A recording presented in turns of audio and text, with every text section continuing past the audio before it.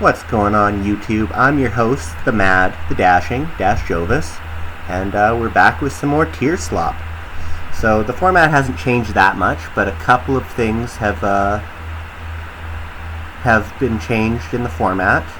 You know, we've got the new Maliss cards, we've got a new variant of Ryzeal that is got a higher ceiling on it, and decks have just kind of shifted around in the wake of that, and I just wanted to do another tier list for this month and talk about how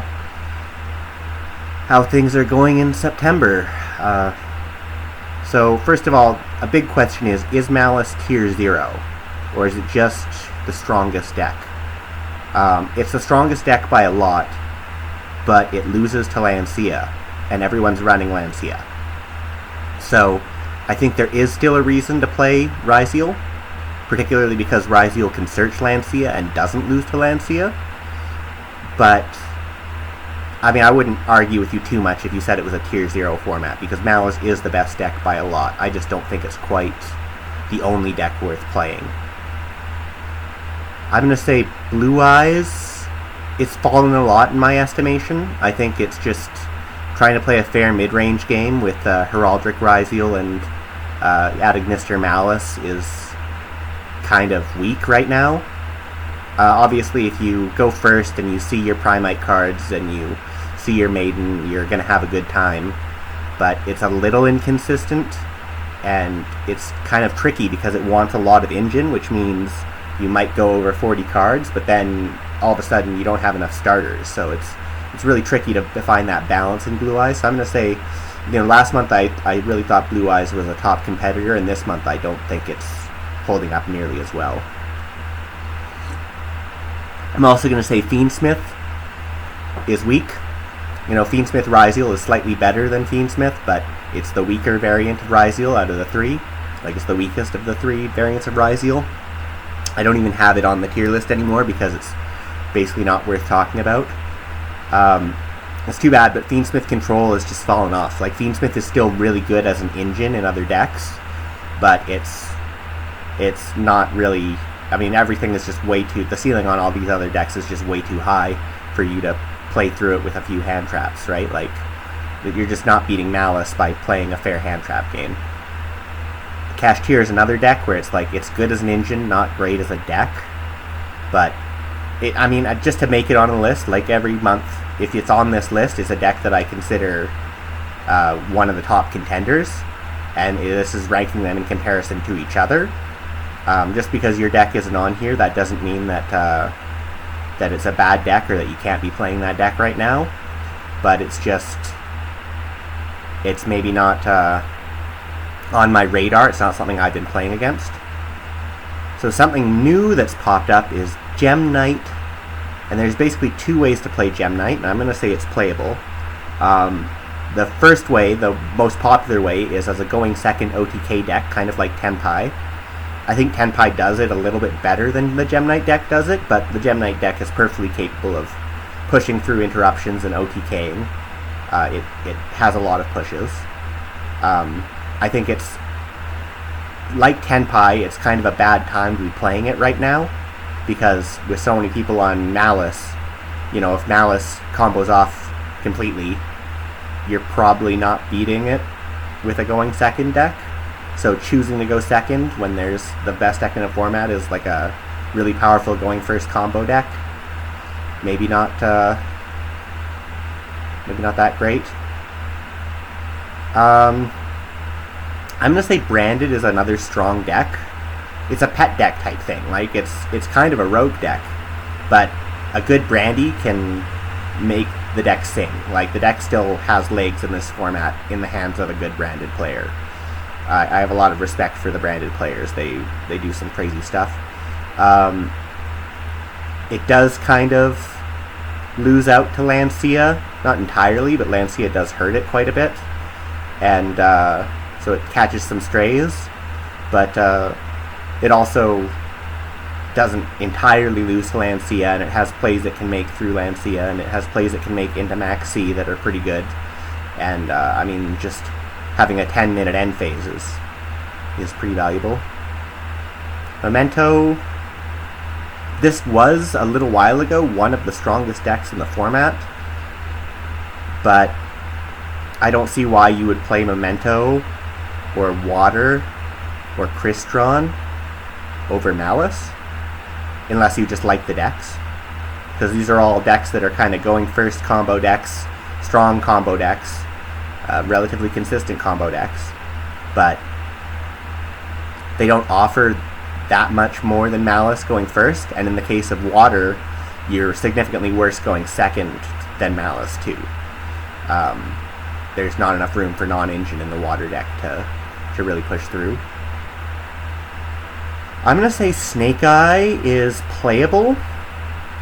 There's two variants of Snake Eye going around. There's still some people trying to make Fiendsmith Millennium Snake Eye work and having occasional success with it. And then there's a lot of people still trying to make the Fire King Snake Eye deck work, and that one seems a little bit stronger. Losing Oak and only having one OSS and one Ash and one Poplar and one Bonfire and one Wanted, like, it's a very inconsistent deck. But if you see your Ash, you're golden, right? Like, it's still a strong engine. It's just, it's not consistent enough anymore to be a top contender, the way these top three decks are all very consistent. But it doesn't catch too many strays from Lancia, so, other than losing the Called by the Grave minigame. I'm going to say Tier Element is also playable, and it's a little bit better than Snake Eye. I think that's where I'll put it, is right here. Yeah, I mean, the thing about Tier Element is if you go first and you get good mills, you're unbeatable. Like, you're unstoppable. But you are kind of playing a slot machine, and you also you have to have good mills, which means you don't have room in your deck for all the hand traps that you might need to stop Maliss from comboing off. So, I mean, not that you can't run Lancia in it or whatever, but, like, and of course there is the whole make zombie vampire, mill Lancia, revive Lancia, anti-Maliss play. So, like, if you're playing the Millennium engine or the Horus engine in it, that could be really good. And then that's the other place that the Gem Knight deck appears, is Gem Knight engines in Tier Element, because you can send a Tier monster to the graveyard as part of your Gem Knight fusion, your Gem Knight fusions now, and trigger the Tier Element. So it's easy access to Kit Kalos. I don't know, I wouldn't want to play Tier, because you're so dependent on getting good mills, and you only have, like, one Hovness, two Sheeran. You don't even have Merly anymore. Like, it's pretty rough. But also, this deck kicks my ass all the time. Like, it's definitely a strong deck, especially if it goes first. I'm going to say Voiceless Voice is probably the weakest of the decks to make it onto this tier list. Not because it's a bad deck, per se. Like, yeah, if you get your Skull Guardian and you're low on the field and you have your Barrier, you're probably winning that game. Like, you're doing well. And if you get some of the bigger combo boards going on, you have Dynamundo and all that shit, like, yeah, it's a scary deck. But it has a pretty low ceiling most of the time. Most builds of it have a pretty low ceiling. It you can use Seravis to dodge imperms and push through things, but and Seravis is also really powerful if you summon it on the field, so that's kind of cool.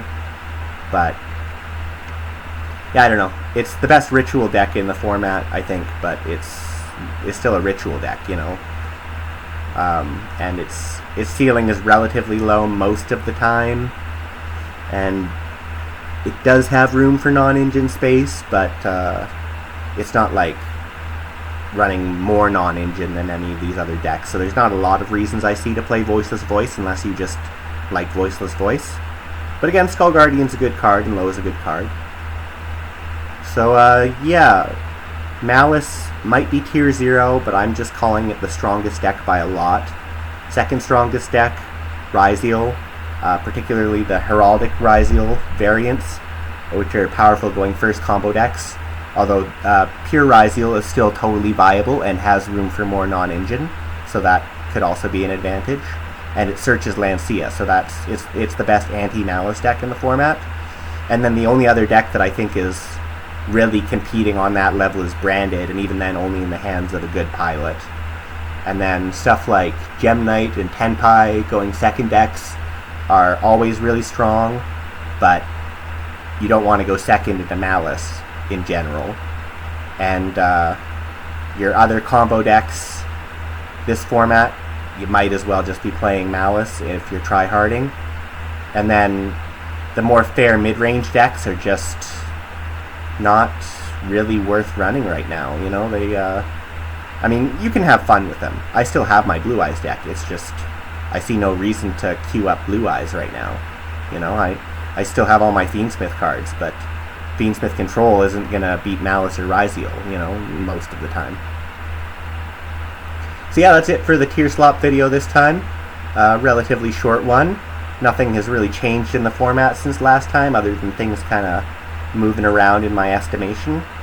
But thanks for watching the video. Don't forget to like, comment, and subscribe, and bye!